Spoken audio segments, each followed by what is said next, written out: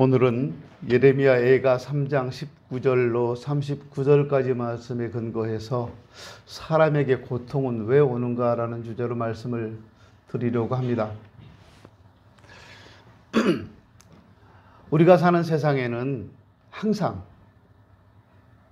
슬픔도 있고 고통도 있고 괴로움도 있습니다.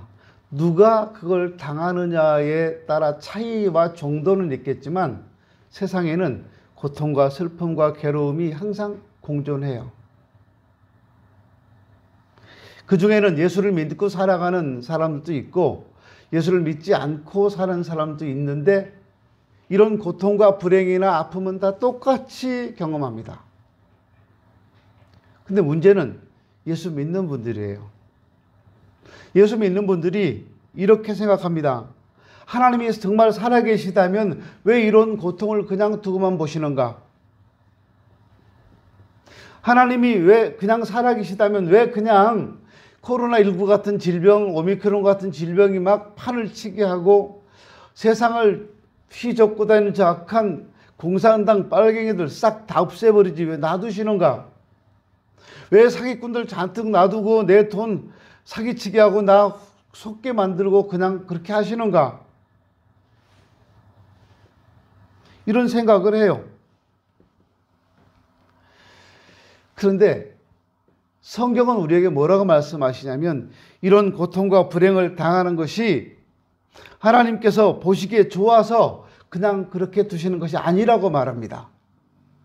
그래서 오늘 본문 33절에요. 주께서 인생으로 고생하며 근심하게 하심이 본심이 아니시다라고 얘기하고 있는 겁니다. 다시 말해서 이런 환난과 고통이 있어지는 것은 우리 인생들에게 유익을 주기 위해서 그렇다는 거예요. 그러면 고통은 왜 있고 고통을 당하는 우리 인생들에게 어떤 유익이 있다는 말일까요? 사람들은요, 이런 고통이나 불행이나 아픔을 통해서 하나님을 찾아요. 그래서 하나님을 찾고 믿게 하기 위해서 하나님은 고통도 주시고 괴로움도 주시고 아픔도 주신다는 겁니다. 아이들이 밖에 나가서 놀 때는 전혀 엄마 아빠 생각 안 해요. 친구들하고 어울려 놀 때는 정신없이 놀아요. 그러다가 누가 때린다든가 위험한 일을 당한다든가 억울한 일을 당하면 그때야 막 아빠 부르면서 집으로 오잖아요. 마찬가지로 인간은요, 창조주이시고 우리를 구원하신 그 축복의 근원이 되신 하나님을 섬기며 살아가야 되는데 하나님을 기억하지 않고 살아가요. 하나님하고 아무 상관없이 나 하고 싶은 대로 살려고 해요. 멋대로 살려고 합니다. 그러다가 고통이나 불행이 다가오면 그때야 하나님을 찾고 부르게 되는 걸 볼 수 있어요. 자기만 의지하고 살다가 절망에 처하게 될 때 하나님을 찾고 의지하더라 그 말입니다. 지난 월요일 날 제가 정신대학 신학대학원 총동창회 회보 발행이 있는데 총동창회에서는 1년에 한 번씩 회보를 발행해요. 근데 이번에 금년에 제가 그 회보 편집위원장이에요. 그래서 회보 발행을 위해서 목사님들이 몇 분이 모이는데 편집위원들이요. 지난 월요일 날 모여서 편집 회의를 하고 거기 들어갈 주제들 다 정리하고 회의를 했어요. 몇 번 했는데 지난 월요일 날 모였어요. 그런데 목요일 날 우리 같이 모였던 목사님 중에 한 분이 저한테 문자를 보냈어요. 목사님 건강은 괜찮으십니까? 아니 월요일 날 만난 사람이 갑자기 나한테 건강 괜찮다고 그러면 기분이 이상하지 않아요? 그 제가 예 괜찮습니다. 근데 갑자기 뜬금없이 웬 건강을 물으십니까? 문자를 보냈어요. 그러다가 문자로 안 되겠다 싶어서 전화를 제가 드렸어요. 아니 왜 갑자기 건강을 물으십니까? 그랬더니 글쎄 건강하신가 해서요. 그래서 예, 저 건강합니다. 근데 왜 물으신 거예요? 그랬더니 그분 하시는 말씀이 요즘은 건강 얘기하면 코로나밖에 더 있습니까? 근데 갑자기 왜 코로나요? 예, 우리 지난 월요일 날 회의 끝나고 한 분이 확진자가 나왔습니다.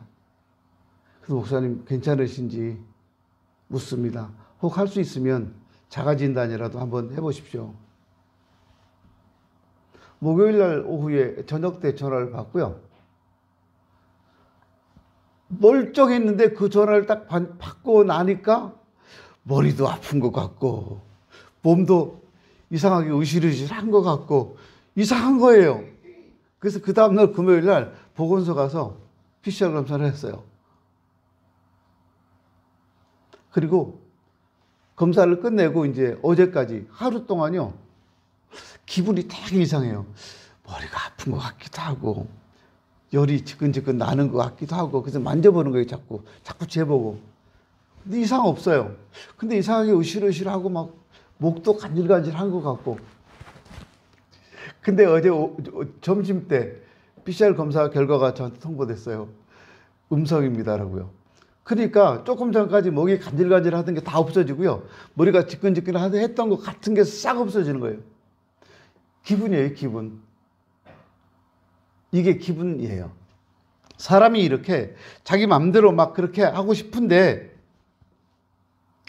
그렇게 살다가 그 코로나 남들이 걸렸다고 하는 한마디에 나까지 쫄아가지고 하나님 저 코로나 걸리면 안 됩니다. 주일날 교회는 어떡하고요? 예배는 어떡하고요? 하나님 저 걸리면 안 돼요 하나님. 근데 그 짧은 시간에 별 생각이 다 들어요. 코로나 걸렸는데 아무 소리 안 하고 마스크 쓰고 예배 드리고 설교만 싹 하고 올라가 버릴까 막 별 생각도 들고요. 아 이건 아니지. 그래도 이건 진짜 아니다. 그래서는 안 된다. 그러면 누가 설교할까? 김석채 목사님 계시니까 뭐 안심해도 된다. 그러다가 또 한편으로 그래도 걸리면 안 되는데 이런 생각이 막 들어요. 마치 아이들이 밖에서 놀다가 지 마음대로 놀다가 어려운 일을 당하거나 좀 큰 애가 때리거나 옆집 강아지가 막 덤벼들거나 억울하거나 그럴 때 막 울면서 막 달려오는 거 똑같은 거예요. 이스라엘 백성들이 평안하게 살 때, 애굽에서 살 때 그때는 하나님을 찾지도 않고 부르지도 않았습니다. 그러다가 애굽 왕 바로한테 고역을 당하니까 그때야 하나님께 부르짖어요. 마찬가지로 사람들이 편안하게 세상에 소망을 두었을 때는 하나님을 찾지도 않고 부르지도 않습니다. 의지하지도 않습니다. 그러나 절망의 벽에 부딪히게 될 때 그때야 하나님 나를 도와주십시오. 천부의 의지 없어 손들고 옵니다. 이렇게 하나님 앞에 울면서 나오게 되는 거예요. 어떤 분은요, 하나님 나 저 여자가 너무 좋은데 저 사람하고 결혼만 시켜주면 나 예수 잘 믿겠습니다. 하나님 나 저 남자 좋은데 저 남자하고 결혼만 시켜주면 내가 예수 잘 믿겠습니다. 하나님 난 아들이 없는데 아들 하나만 낳게 해주시면 진짜 잘 섬기겠습니다. 그러나 그런 일들이 다 이루어졌을 때, 조건이 이루어졌을 때 내가 사랑하는 사람과 결혼하고 자녀도 하나님이 다 주시고 승진도 하고 다 잘 되고 나면 싹 잊어버려요. 내가 잘해서 그런 거지. 저 사람 나한테 잘 넘어온 거지. 회사에서 내가 일 잘해서 승진한 거지. 이렇게 돼요.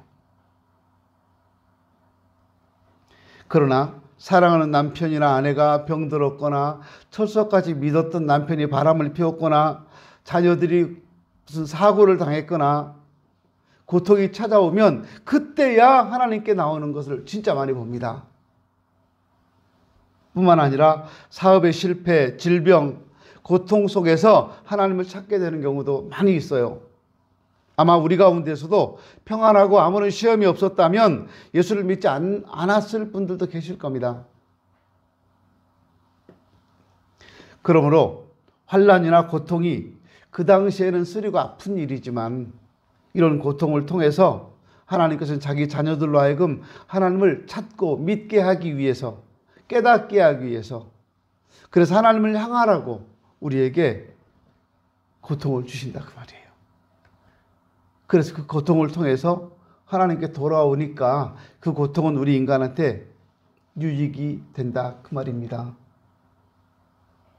또 하나 왜 인간에게 고통이 오느냐 하면 천국을 사모하게 하기 위해서 그렇습니다. 사람이 살기 편하고 행복하게 잘 살 수 있다면 천국 같은 거 안 찾아요. 그런데 살기 힘드니까 환난과 고통을 당하게 되니까 근심과 고통과 슬픔이 있으니까 없는 것을 찾게 되잖아요. 옛날에는 먹고 살기가 힘든 시절이 있었어요. 나 우리 젊은이들에게 꼭 이 얘기를 해주고 싶어요. 우리 조상들이 우리에게 물려준 건 가난뿐이었어요. 그 가난을 이겨내고 오늘날 대한민국을 이렇게 잘 살게 해주신 분들이 누구냐 하면 바로 여러분들이 꼰대라고 부르는 여러분 부모님 세대예요. 허리띠 졸라매 가면서 정말 열심히 일했어요. 나라에서는 국민들이 먹고 살 수 있도록 하게 하기 위해서 집단적으로 공장을 조성해서 구로동에는 1, 2공단을 만들었고 부평에는 3, 4공단을 만들었고 주안에는 5, 6공단을 만들었어요. 흔히 말하는 공돌이 공순이가 그때 나왔어요. 우리 세대예요. 정말 열심히 일했어요. 월급 한 달에 5만 원 받고 8만 원 받고 그 돈 가지고 저축하고 고향에 계신 부모님께 돈 보내드리고 생활하고 했어요. 요즘 같은 무슨 문화생활이 어디 있습니까? 먹고 사는 거 감사했죠. 그렇게 힘들게 살았기 때문에 이 가난에서 이 어려움에서 벗어나고 싶은 소망이 다 있었어요. 내가 일만 해서는 안 되고 이렇게 힘들게 노동만 해서는 안 되고 앞이 안 보이니까 그래서 하나님을 찾았어요. 주여 이 가난에서 주여 이 어려움에서 벗어나게 해 주십시오. 이 나라 대한민국 잘 살게 해 주십시오. 정말 많이 기도하고 산마다 교회마다 금요일마다 새벽마다 넘쳐났어요. 사람들이 기도하는 사람들이. 지금 그분들은 어떻게 됐을까요? 다 잘 살아요.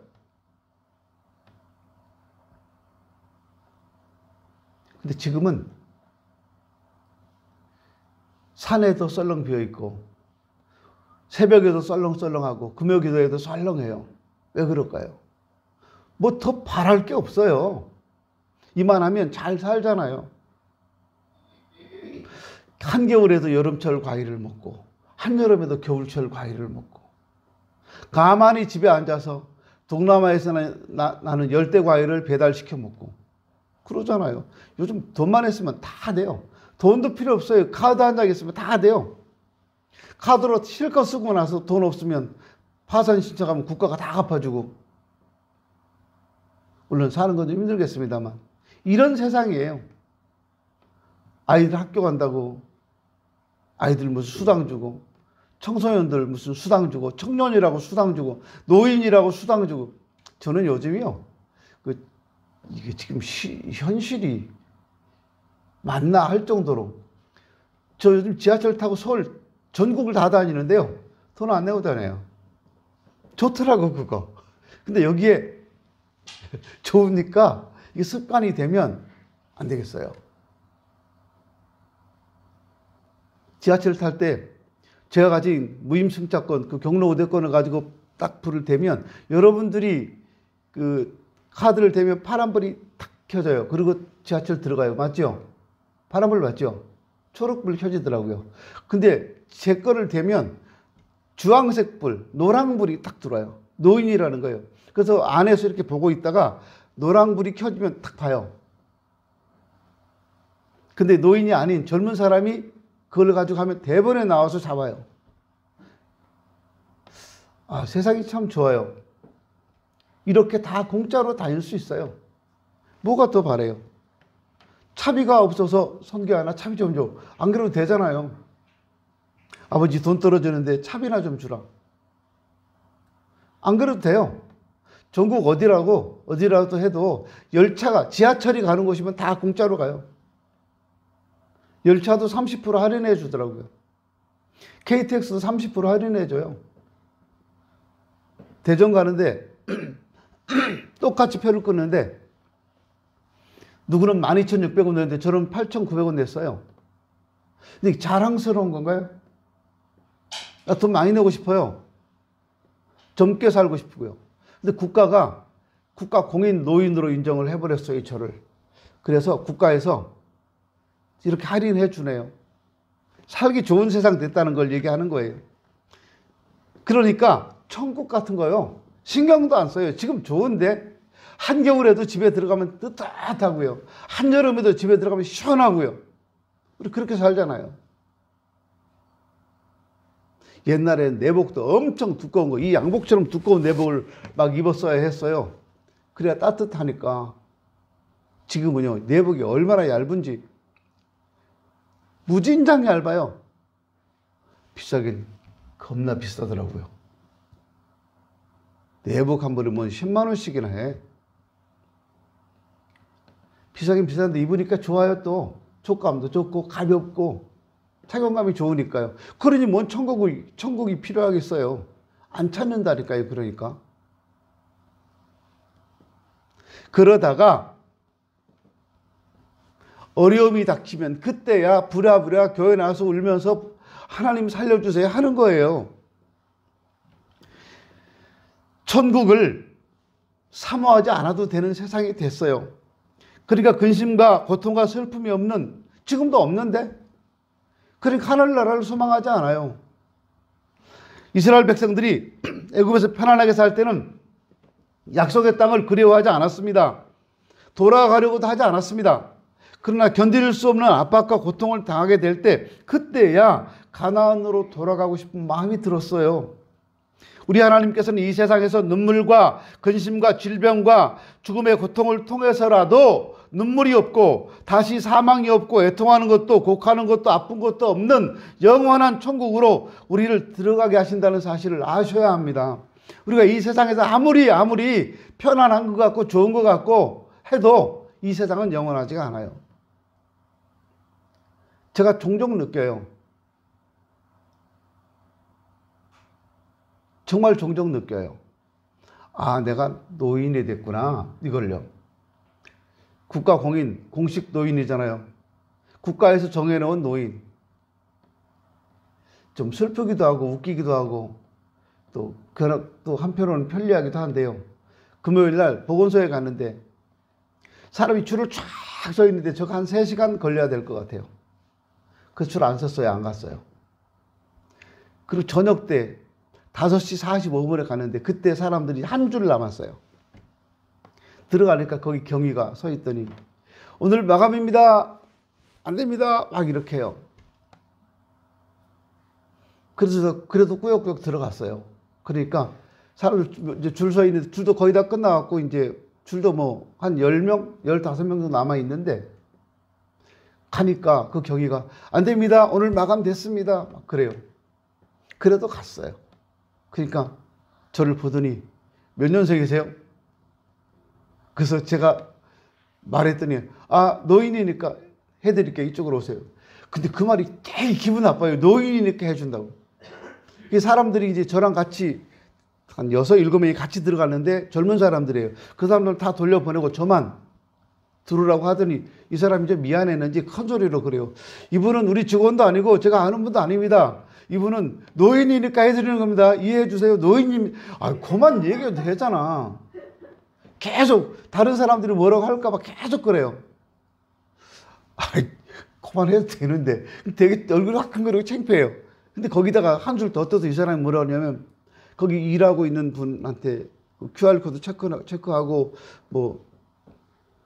뭡니까 문서 이렇게 작성해서 제출하는 게 있어요. 휴대폰으로 작성하는 게 있는데 거기 직원을 부르더니 여기 노인 오셨으니까 해드려서 대신 그래요. 내가 QR코드 지금 찍고 있고요. 그때 이름 제가 입력하고 있는데 부르더니 그러니까 다른 한 분이 막 뒤집어 쓴 분이 오더니 휴대폰 제거 달라고 하더니 자기가 다 성함이 어떻게 되세요? 전화번호 되세요?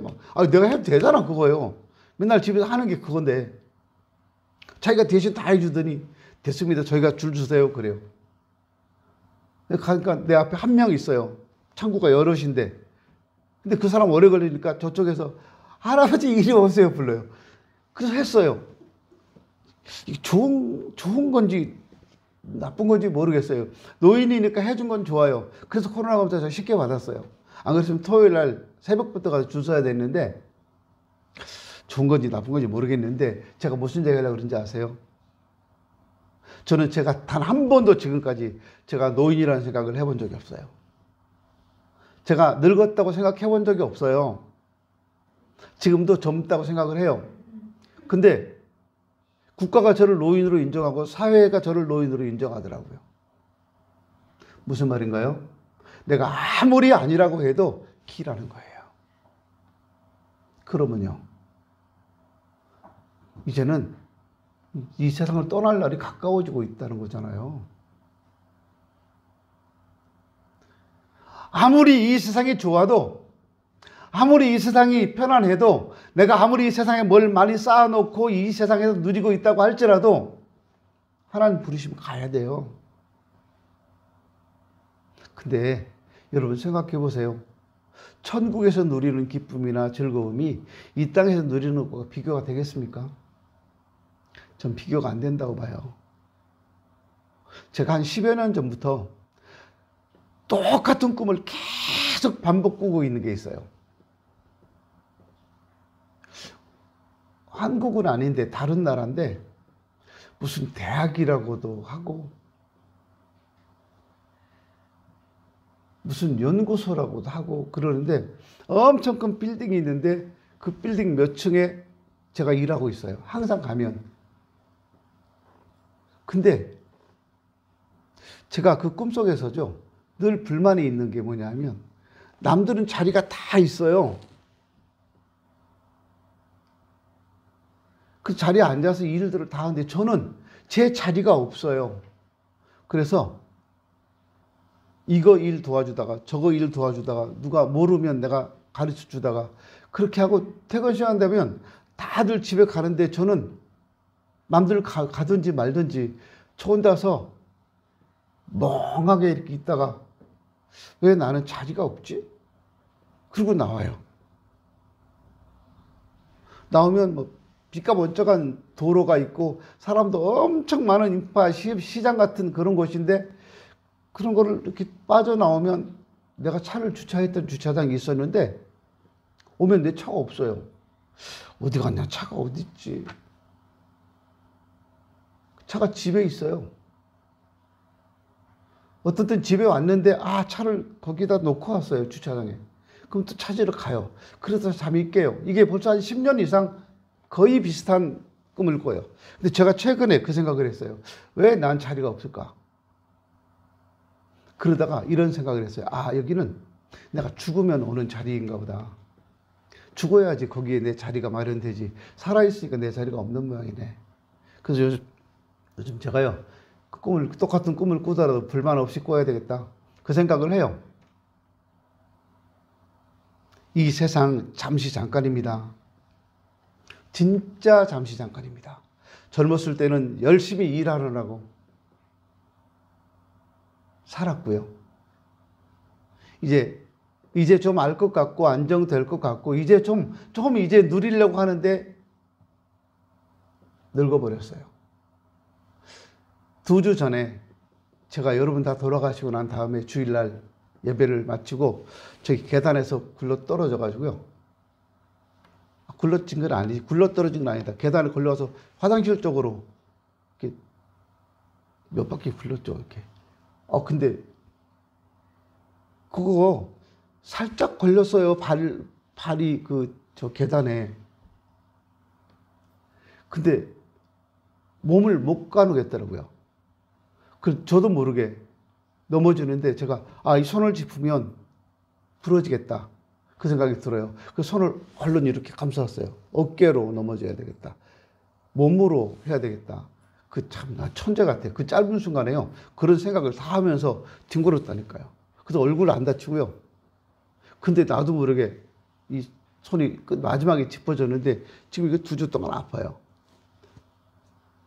아파요. 손이 아직 잘 안 구부러져요.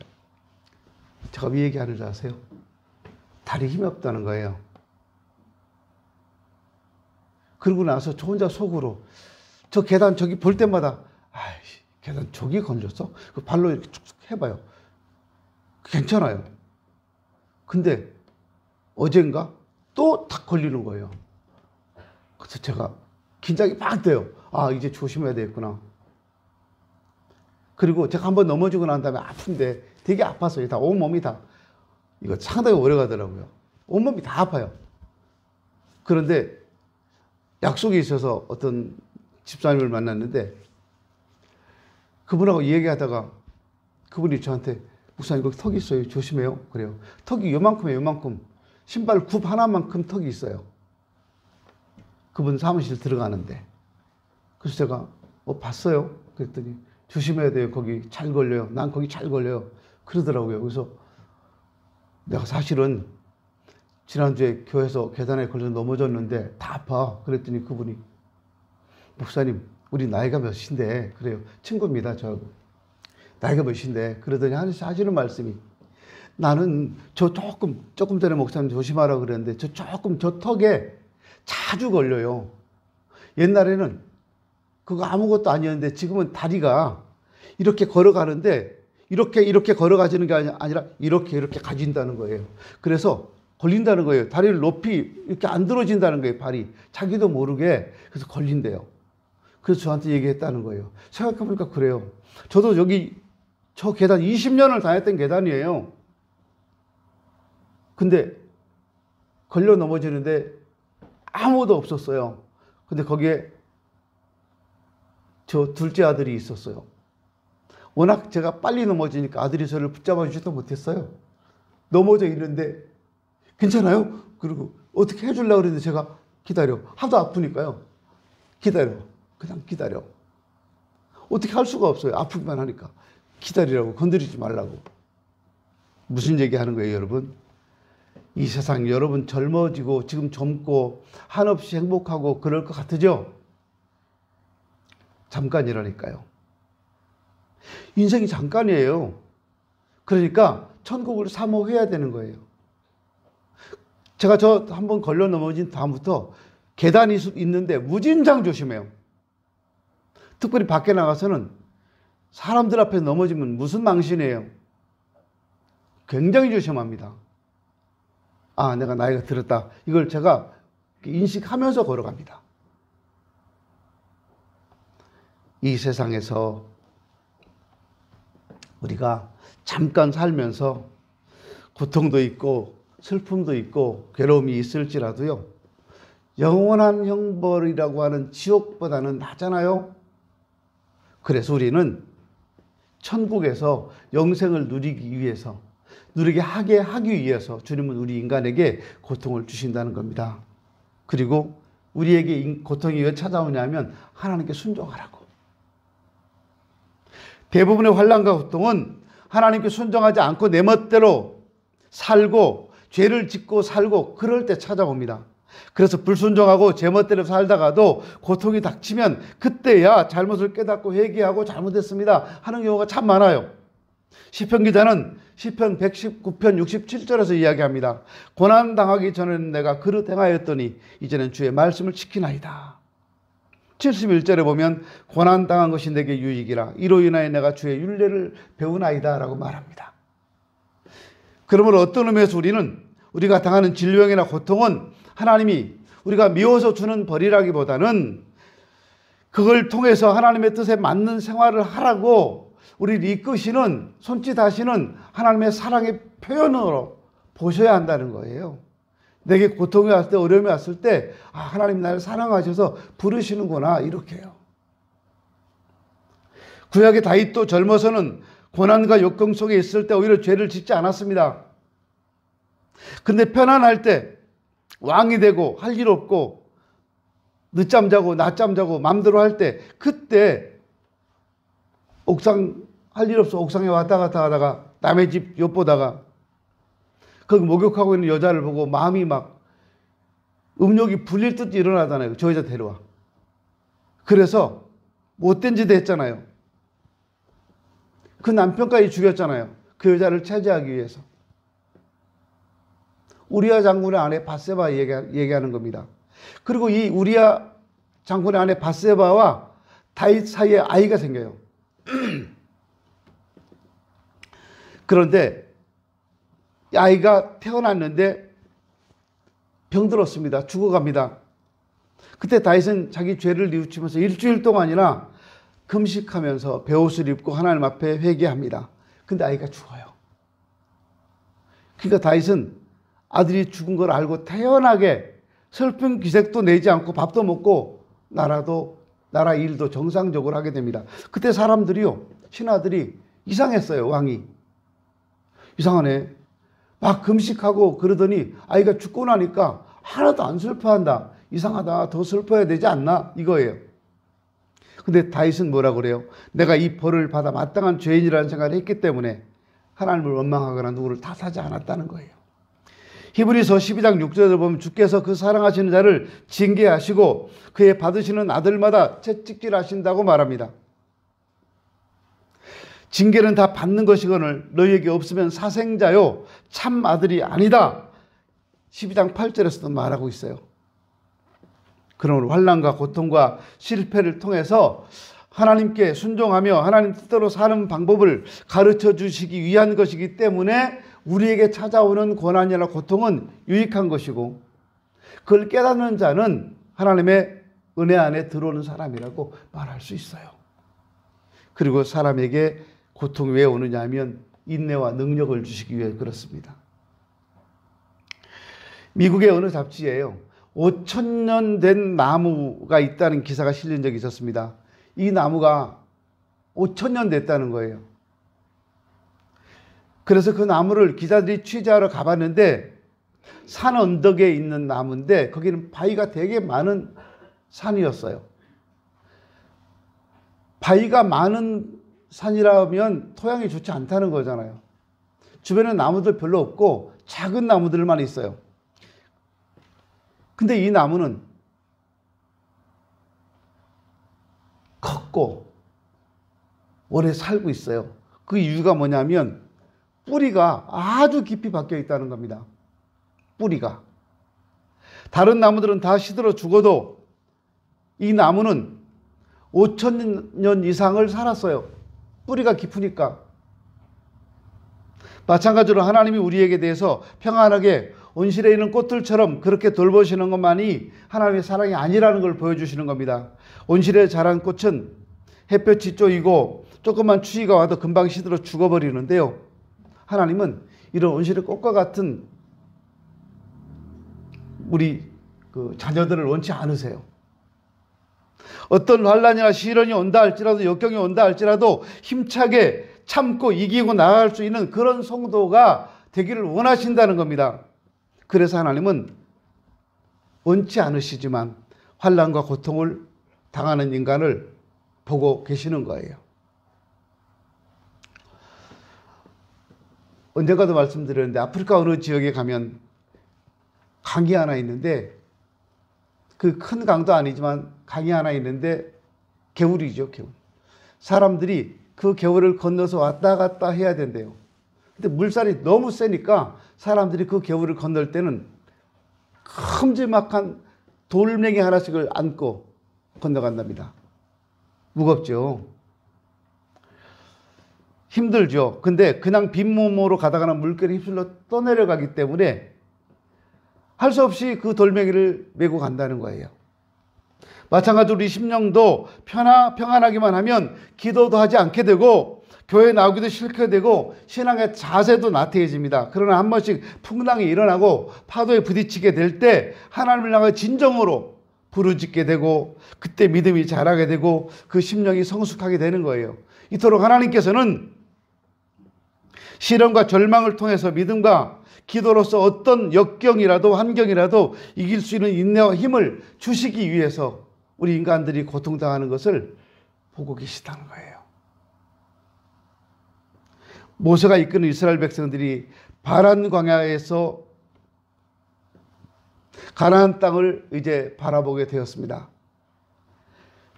모세는 그 땅을 탐지할 12명의 두령들, 우리는 정탐꾼이라고 말하는데요, 각 지파의 두령들을 12명을 세웁니다. 이 사람들은 자기 지파의 최고 지도자들이에요. 12명의 정탐꾼들은요. 이 사람들을 선택해서 가나안 땅을 40일 동안이나 정탐하고 돌아오게 합니다. 근데 이 사람들이 돌아와서 보고한 건 다 부정적이었어요. 12명이 가는데 10명은 부정적이에요. 우리는 그 사람들 앞에 서면 메뚜기 같다. 그 땅 거미는 크고 성은 견고하고 그 사람들은 우리보다 엄청 큰 사람들이다. 그러면서 우린 다 죽었다. 못 들어간다. 그래요. 그때 여호수아와 갈렙은 백성들에게 이렇게 보고합니다. 아닙니다. 그 사람들 우리 밥입니다. 우리 먹이다. 그 사람들. 문제 없습니다. 쳐들어갑시다. 이렇게 말을 해요. 이 말씀 가운데 보면 왜 우리 밥이라고 했을까요? 밥이란요, 잘 먹고 소화시키면 힘이 되고 건강이 해지잖아요. 마찬가지로 우리가 당하는 시험과 환난은 밥 같아서 그걸 잘 이겨내기만 하면 힘이 생긴다는 거예요. 일찍이 위대한 종들은 절망과 실망할 수밖에 없는 고통을 당하지 않은 사람이 없습니다. 그러므로 우리에게 어떤 환난이나 고통이 닥치게 될 때 어리석게 실망하거나 낙심하지 말고 하나님께서 이 시련과 고통이 지나간 다음에 어떤 은혜를 주실 것인지 기대하는 마음으로 이 어려움을 이겨낼 수 있어야 합니다. 예수 믿고 나면요, 더 많은 시험이 찾아올 수도 있어요. 힘든 시련의 고비가 지난 다음에 하나님의 축복이 주어지는 것도 보게 됩니다. 왜냐하면 그래야 은혜가 고마운 줄도 알죠. 내가 돈이 많은데 부모님이 용돈 써라. 돈 좀. 나한테 10만 원이 있어요. 근데 부모님이 나한테 10,000원을 주시면서 용돈 써. 그러면 그 돈이 되게 고마울까요? 안 고마워요. 안 주셔도 나한테 10만 원이나 있는데. 근데 나한테 돈이 없어요. 지금 당장 나가서 버스비도 없어요. 지하철을 타야 되는데 그 돈도 모자라요. 쩔쩔매고 있는데 부모님께서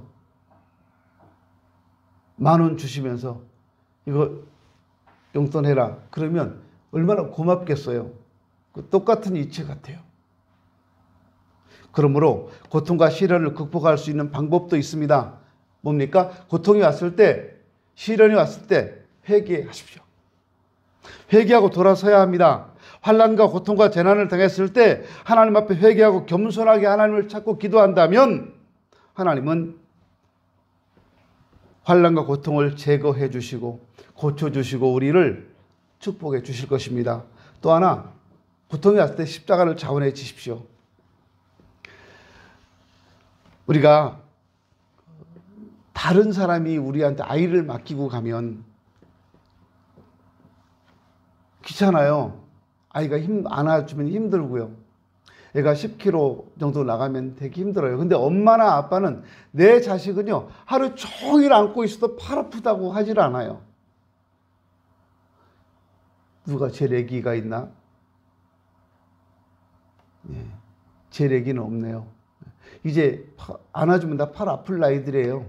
이현이도 안아주면 팔 아프죠? 그래서 계속 안아달라면 두들겨 패야지. 그래요? 안 패요? 어떻게 해요? 계속 안아달라면 안아줘요? 안아준대. 이은아, 오늘 엄마한테 계속 안아달라 그래. 집에서 교회까지 안고 교회에서 집까지 안고 가라 그래. 엄마 나 안아주고 가세요. 해봐. 그런데 남의 아이는 똑같은 무게라도 무거운데 내 아이가 똑같은 무게라도 무겁지 않은 이유가 뭘까요? 내 자식이라 그래요. 내가 자원해서 안아주기 때문에 그래요. 억지로 하지 않으니까 그래요. 그러니까 우리에게 고난이 다가올 때 자원해서 십자가를 지십시오.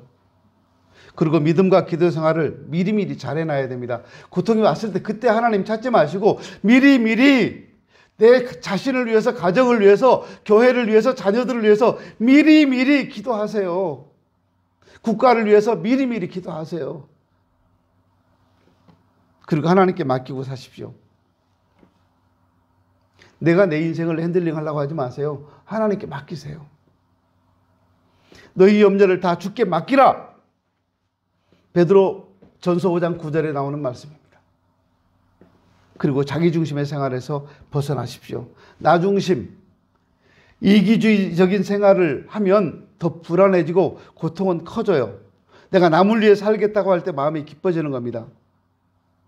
자기중심의 사람은 남편이나 아내나 자녀나 혹은 성도를 대할 때 불안해져요. 남편이나 아내나 자녀나 교회를 위해 칭찬이나 존경보다는 희생하려는 그런 생각이 있을 때 그 생애는 빛나고 그 봉사와 섬김은 아름다운 겁니다.